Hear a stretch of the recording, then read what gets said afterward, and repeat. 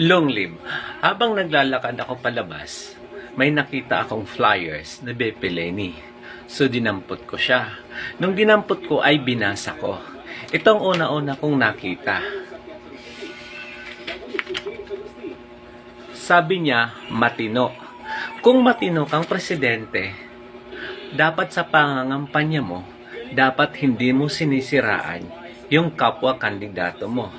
Remember, kung ano ang sinabi niya kay BBM, na si BBM ay sinungaling at nawawala and difficult time. At si BBM, tuwing may karaban siya o rally siya, binabanggit niya or sinisiraan niya si BBM. Kung ikaw ay matinong kandidato, dapat mo bang sirain yan? Di po ba? Malaking kahangalan yan. So, sinabi niyong matino siya. So, yung pangalawa ay sinabi niyang mahusay. Kung mahusay ka, oo, isa kang lawyer, pero wala kang maipanalong kaso. Sabi mo, marami kang nagawa, pero yung mga nagawa mo, mismo yung batas na ginawa mo ay hindi mo matandaan or hindi mo alam kung ano-ano yon.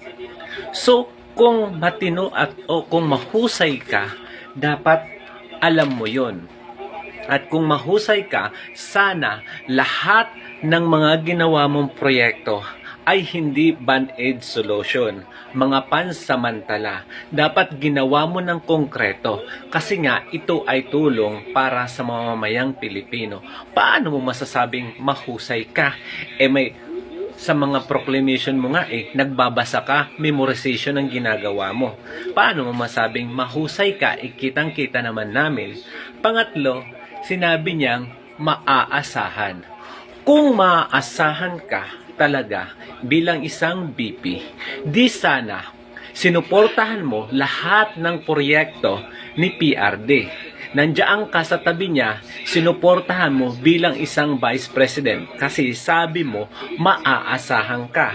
Kung maaasahan ka, sana hindi mo kinontra kung ano man yung mga proyekto ni PRD bilang isang BP dahil maaasahan ka, dapat nandiyan ka sa tabi niya. Andiyan ka para i-guide or tulungan si PRD kasi sabi mo maaasahan ka. Yung pang-apat na sinabi niya ay mapagkakatiwalaan. Diba? Ang salitang mapagkakatiwalaan bilang isang vice presidente ng Pilipinas, kung mapagkakatiwalaan ka, lahat ng ginawa ni PRD, nakasuporta ka. Pero ano ang ginawa mo? Lahat ng ginagawa ni PRD, kumukontra ka.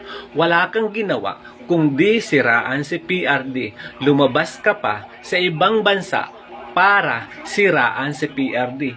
Paano mo masasabing mapagkakatiwalaan ka? Ang mga OFW nga, wala silang ginawa kundi iangat ang Pilipinas. Ipakita nila at sabihin nila sa mga foreign friend nila na maganda yung Pilipinas. Pero ikaw, paano mo masasabing mapagkakatiwalaan ka? Mismong ikaw, gumagawa ng issue doon sa ibang bansa para sirain yung presidente mo, para sirain kung ano yung mayroong mga proyekto or mga propaganda yung ginagawa mo sa Pilipinas. Paano mo masasabing dapat kang pagkatiwalaan?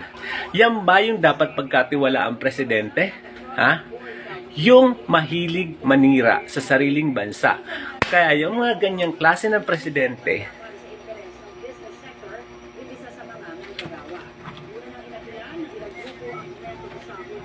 sinusunog sa impyerno.